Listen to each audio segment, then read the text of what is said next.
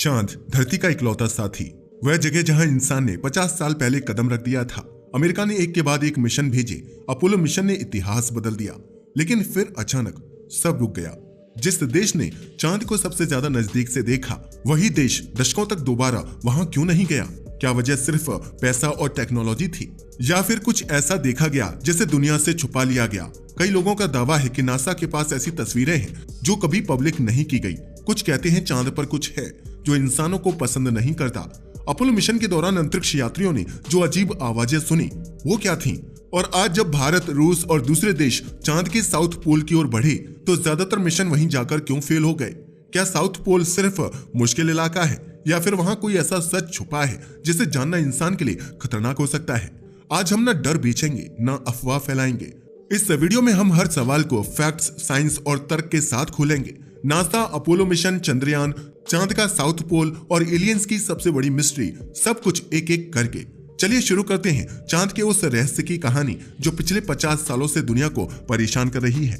सबसे पहले बात करते हैं अपोलो 10 मिशन की। अपोलो 10 मिशन की बात करें तो इसे मई 1969 में भेजा गया था। इसमें 3 एस्ट्रोनॉट शामिल थे जिनका नाम था यूजीन सर्नल, थॉमस स्टैफोर्ड और जॉन यंग। ये तीनों एस्ट्रोनॉट अपने मिशन के दौरान चांद के चारों तरफ ऑर्बिट कर रहे थे, लेकिन इसी दौरान उनकी रिकॉर्डिंग में एक अजीब सी आवाज सुनाई दी। इसमें सबसे पहले एक बीप हुई और फिर सीटी के जैसी आवाज आई। किसी को समझ नहीं आया कि यह कैसी आवाज है। इस घटना के बाद कई यूट्यूब चैनल और वेबसाइट्स ने इसे स्पेस म्यूजिक का नाम देना शुरू कर दिया। लेकिन सवाल यह उठता है, क्या यह आवाज सच में स्पेस का म्यूजिक थी या किसी एलियन का कोई संदेश जो हम समझ नहीं पाए? अगर हम नासा की ऑफिशियल ट्रांसक्रिप्ट पर जाकर देखें तो वहां पर साफ साफ लिखा है कि यह आवाज 2 रेडियो फ्रीक्वेंसी के आपस में टकराने से बनी थी।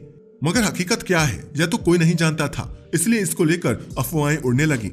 बट अगर हकीकत की बात करें तो असल में कमांड मॉड्यूल और लूनर मॉड्यूल दोनों एक साथ रेडियो ट्रांसमिशन कर रहे थे। लेकिन जब 2 फ्रीक्वेंसी बहुत पास पास होती हैं तो एक फिनोमिना होता है जिसे रेडियो इंटरफेरेंस कहा जाता है। इस मिशन के साथ भी कुछ ऐसा ही हुआ। इस फिनोमिना में अक्सर सीटी के जैसी आवाज बनती है। इस बात में कहीं ना कहीं सच्चाई तो है, जिसका अंदाजा आप इस बात से लगा सकते हो कि खुद अपोलो 10 के एस्ट्रोनॉट्स ने भी बाद में यही माना। हालांकि लोग इसे मानने को तैयार नहीं थे, वे अभी भी इसे एलियन से ही जोड़ रहे थे। वैसे हैरानी की बात यह है कि अपोलो टीम ने कभी भी ये नहीं कहा कि उन्हें किसी एलियन पर शक था। बाद में अपोलो 11 के पायलट माइकल कॉलिंस ने भी इसी एक्सप्लेनेशन को सही माना। तो यहाँ पर एलियन थ्योरी से ज्यादा साइंटिफिक एक्सप्लेनेशन ज्यादा मजबूत दिखता है। अब चलते हैं आगे और बात करते हैं मून के साउथ पोल के बारे में। इसके बारे में लगातार सवाल उठाए जाते रहे हैं। इसे एक डार्क रीजन माना जाता है। मून के बारे में आने वाली बहुत सी वीडियो से पता चलता है कि यह एक ऐसी जगह है जहां कभी सूरज की रोशनी तक नहीं पहुंचती, और यह बात आंशिक रूप से सही भी है, क्योंकि साउथ पोल के कुछ क्रेटर ऐसे हैं जो इतने गहरे हैं कि उनके अंदर सूरज की किरणें कभी सीधे पड़ ही नहीं सकती। इसलिए इन्हें परमानेंटली शैडोड रीजन कहा जाता है। इन इलाकों में वैज्ञानिकों को वाटर आइस मिलने की संभावना दिखाई देती है। आप सोच रहे होंगे कि जहां सूरज की किरणें तक नहीं पहुंचती, तो फिर इंसान वहां जाने की कोशिश बार बार क्यों करता रहता है? ऐसा इसलिए क्योंकि वैज्ञानिकों को उम्मीद है कि इन इलाकों में वाटर आइस मौजूद है, जो भविष्य में इंसानों के रहने, ऑक्सीजन बनाने और फ्यूल तैयार करने में काम आ सकता है। यही वजह है कि आज के ज्यादातर नए मिशन, चाहे वह नासा हो, इसरो हो या चीन, सभी साउथ पोल को ही टारगेट कर रहे हैं। यह कोई रहस्य नहीं है, बल्कि यह फ्यूचर लूनर बेस के लिए सबसे प्रैक्टिकल जगह मानी जाती है। इसी वजह से लोग यहां जाने की कोशिश बार बार करते रहते हैं। अब आगे बढ़ते हैं और बात करते हैं भारत के चंद्रयान 2 की, जिसे 2019 में भेजा गया था। हालांकि 2019 में लैंडिंग से ठीक पहले इसका सिग्नल टूट गया था, जिसकी वजह से यह लैंडर क्रैश हो गया था। इसके बाद देश में बहुत निराशा फैल गई थी। इनफैक्ट इंटरनेट पर तो यहाँ तक कहा जाने लगा था कि साउथ पोल पर कोई एक्सटर्नल फोर्स है जो किसी भी मिशन को यहाँ पहुंचने ही नहीं देती। लेकिन अगर हम मिथक या भावनाओं से हटकर सिर्फ फैक्ट्स की बात करें तो इसरो की डिटेल्ड रिपोर्ट में साफ लिखा है कि लैंडर की गाइडेंस एल्गोरिदम में गलती हो गई थी। इस वजह से जरूरत से ज्यादा ब्रेकिंग हुई और लैंडर की ट्रैजेक्टरी अस्थिर हो गई। नतीजा यह हुआ कि लैंडर अपना संतुलन बनाए नहीं रख पाया और क्रैश हो गया।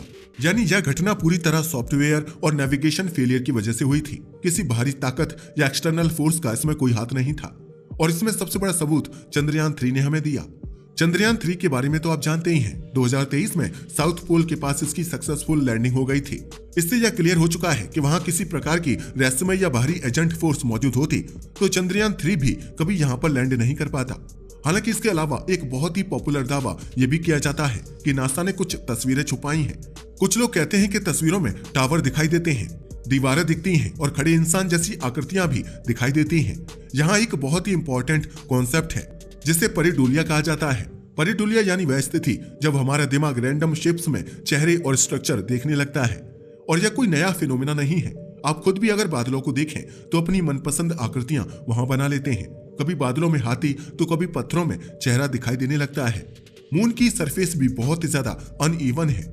यहाँ पर शेडोज बहुत लंबी बन जाती हैं और लो रेजोल्यूशन इमेजेस में ये इल्यूजन बहुत आसानी से बन जाते हैं। नासा ने आज तक हजारों हाई रेजोल्यूशन इमेजेस पब्लिश की हैं और इंडिपेंडेंट साइंटिस्ट ने भी उन सारी इमेजेस को पब्लिकली एनालाइज किया है, मगर इनमें कहीं भी आर्टिफिशियल स्ट्रक्चर कंफर्म नहीं किया गया है। यानी कि यह कंफर्म हो चुका है कि यह सब कुछ मिथ है जो चांद को लेकर बनाए जा रहे हैं। तो चलिए बढ़ते हैं आगे और बात करते हैं सबसे सीरियस साइंटिफिक पॉइंट पर, जो है ग्रेल मिशन यानी gravity recovery and interior laboratory. Grail mission ने चांद का ग्रेविटी मैप बनाया था। इसमें साउथ पोल एटिकन बेसिन के नीचे एक हाई डेंसिटी रीजन भी मिला था। कई लोगों का कहना है कि यह एलियन का अंडरग्राउंड बेस हो सकता है, लेकिन अगर ऑफिशियल रिसर्च की माने तो यहाँ पर एक जाइगेंटिक मेटेलिक एस्टेरॉइड टकराया था जिसका कोर आयरन रिच था।